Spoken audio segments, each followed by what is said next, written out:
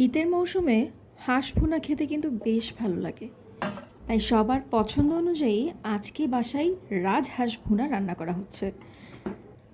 আজকে কোনো recipe video share করছি না, শুধুমাত্র স্পেশাল কী কী অ্যাড করে থাকি বা আজকে আমরা কিভাবে হাঁস ভুনাটা খাবো সেটাই আপনাদেরকে জাস্ট দেখাচ্ছি।